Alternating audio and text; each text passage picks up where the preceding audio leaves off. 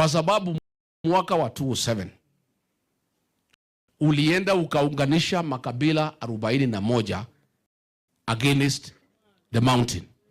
Vote 1 versus 1. Hiyo haikuwa mpango ya Raila, ilikuwa yako. Mwai Kibaki aliposhinda nyinyi, ukaanza vita pale Rift Valley. Ukaua watu wetu.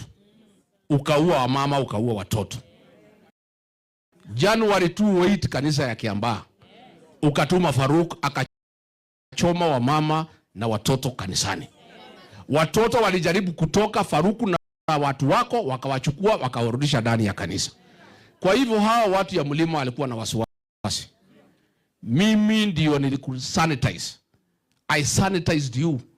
Nikazunguka mlimani. Nikaambia watu siku hizi umetubu dhambi zako na umeokoka. Na tukasema tukusamehe mauaji ya wamama na watoto Kiambaa.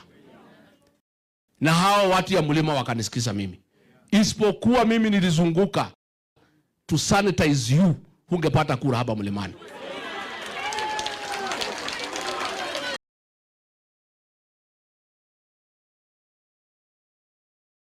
Na mimi nikaambia hii watu ati wewe ni muungwana. Kufika pale ukatugeuka, ukatusaliti na ukatudanganya. Ukasema utatuweka pesa mfukoni, ile kidogo tulikuwa nayo ukachukua. Ukarudi pale ukarudia ile tabia ya kuua watoto.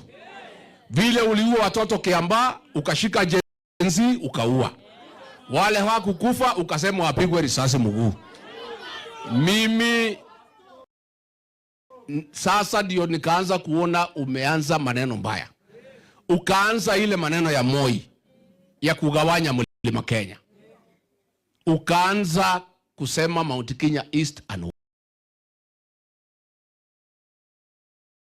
West. Ukaanza kusema Kiambu itolewe mlimani. Nikakukataza. Ukaanza kufuta watu ya mlima Kenya kazi kwa polisi, KRA, Kenya Port Authority. Ukaanza kuangaisha jamii ya mlimani. Wewe mwenyewe ukaniambia na mdomo yako ya kwamba huwezi kubali ukiwa rais ati watu wakiwa wengi pia wakuwe na mali. Ukaanza kuangaisha hii jamii kiuchumi. Pesa nilikuwa nimepigania madeni ya kahawa 7 billion walipwe, nilipoondoka ukayutoa. Wewe rais, kwa sababu ya kuchukia watu ya mlima Kenya, nilipofanya vita dhidi ya pombe haramu nikafaulu, ukasabaratisha hiyo kazi na ukasema pombe yote baya iletwe hapa mlimani. Tunapoongea leo pombe imerudi hapa. Imerudi haijarudi? Na rais, wewe mwenyewe ndio umesema pesa itumanwe hapa mlimani. Umesema pombe ile mbaya iletwe hapa mlimani. Sasa ukijigamba pale Embu ati wewe ulijilete. Siku nilikuwa naleta wewe mlimani, huku unatumia pesa. Ulikuwa watu wanakukaribisha, wanakupigia ngemi, wanafurahi, unaongea, unaenda. Tangu nitoke, ukija mlimani lazima ulipe watu ndio wakusikize. Si ndio? Hata pale jana Embu uliongea na watu wamenyamaza, ukasema utawapanga, wakapiga makofi.